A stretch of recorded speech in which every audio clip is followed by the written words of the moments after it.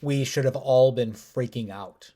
We were in a 25-foot sailboat in 8-foot waves. The bow of the boat would rise until we could see nothing but sky, and then crash down into the next wave, over and over again.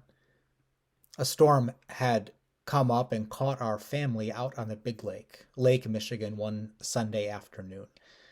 We were all having the time of our lives.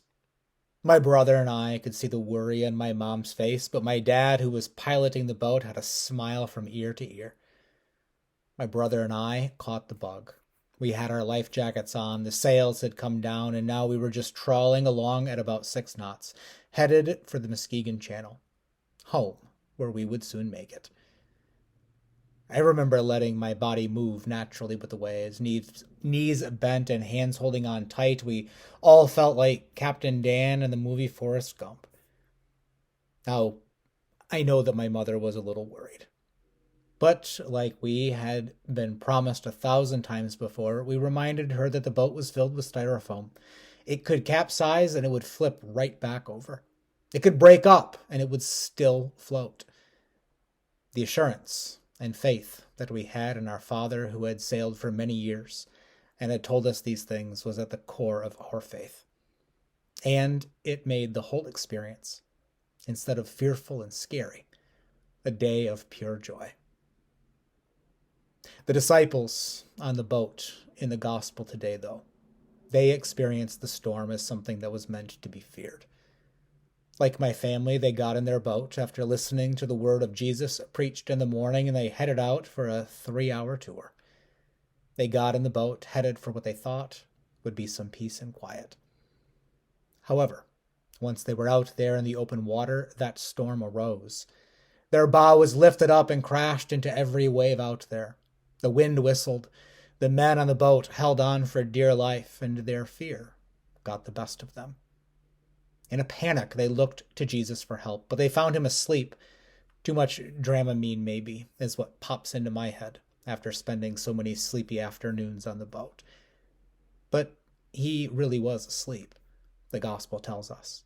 In the midst of a horrible storm, Jesus was perfectly at ease. They didn't get it. How could Jesus be so calm in the midst of the storm? It's not like they had a ship that was filled with styrofoam. It's not like they had life jackets on back then. But there he was, calm as they come. Asleep on the stern, they found him, bouncing away with the waves, perfectly content in a world that had gone chaotic. "Don't you care, Jesus?" they asked.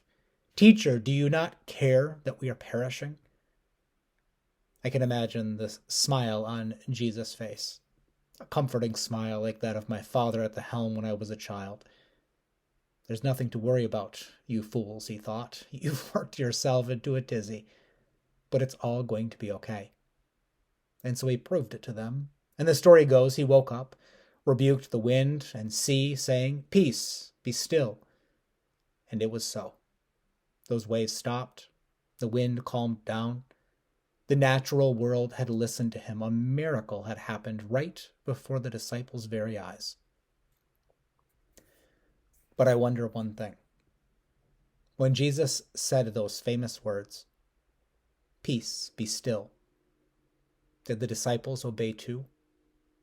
Did their hearts calm? Did their worries cease? Did they feel the peace that they desired?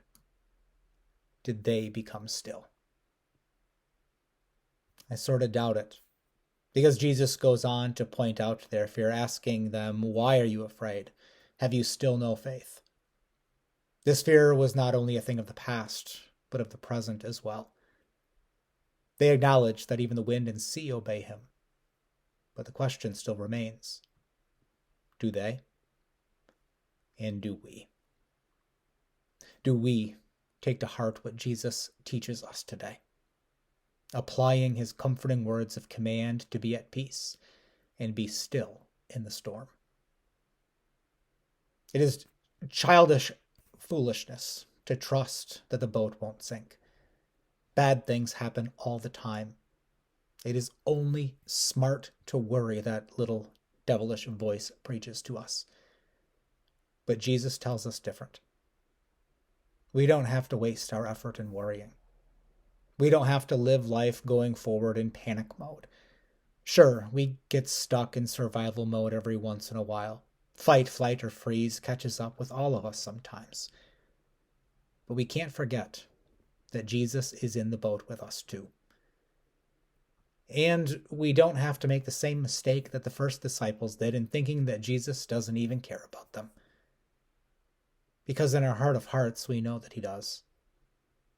And we know that our time would probably be better off resting with Jesus on the stern of the boat, taking a nap and getting ready for the next big adventure that God has planned for us, instead of spending all that work and effort on the silly things that we pretend or are tricked into believing are so life-threatening. Because this is true. It was for the disciples back then, and is true for the disciples sitting in the sanctuary today. God is going to get us safely through to the other shore, no matter the storms we face in life. The psalmist in our psalm read today in worship, Psalm 37, tells us that we can really relax more than we think we can. We too can be like Jesus, taking a nap in the back of the boat instead of running around in fear and thinking that our worrying is going to do something for us.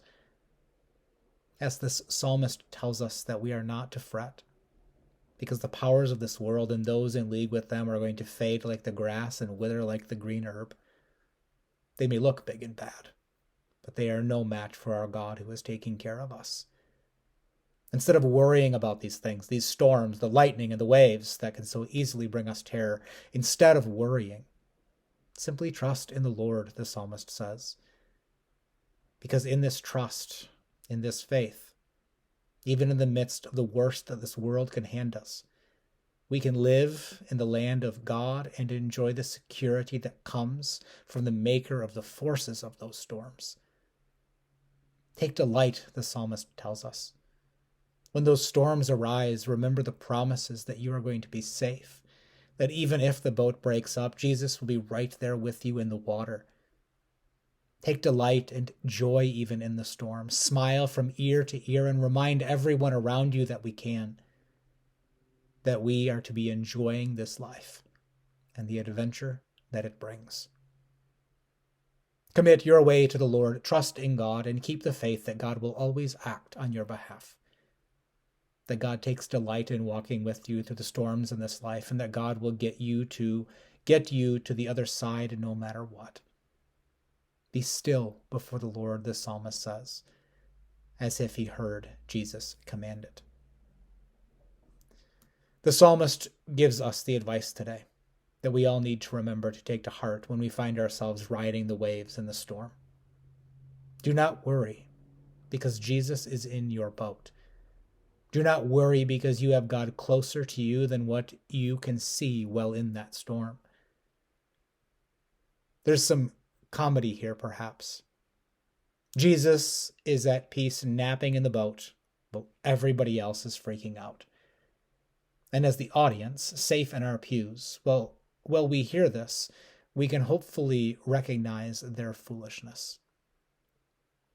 Desperately, we wish those foolish disciples would understand that they have Jesus with them, that no matter what, they are going to be okay. The real struggle for us, though, is to remember it for ourselves when we find ourselves out in the waves, the splash fresh on our brows. But for us all, for them and for us, we are all in the boat with Jesus, or better yet, Jesus is in the boat with us. It seems like Jesus is playing hooky on his responsibilities. Things are going to be just fine, he knows it, and so he doesn't get up and help the disciples who are not as yet convinced. They have nothing to worry about, and if they had understood that Jesus was being the good example for them and is resting amidst the storm, they would have been far better off. They wouldn't have wasted all their time and effort on something that wasn't going to matter in the long run at all. No silly storm was going to stop their ministry. No shipwreck was going to keep them from being with Jesus and getting ashore eventually. No matter how bad it got, they were going to be okay. And so I'd like for you to maybe this week think about testing this theory. Maybe, and I know this could be hard for some of us and maybe a little too easy for others. Maybe this week, let a responsibility that doesn't really matter in the long run go. Play hooky. Let something fall through the cracks. Let those around you ask why it seems like you don't care today. Because the truth is, this world and the priorities that we have established, the things that want to capture our attention, those storms that pop up in life, are not really as big of a deal as we think they are. Sadly, they are stealing the peace from us that Jesus gives, and we are letting them. Remember, no matter what, Jesus is in your boat.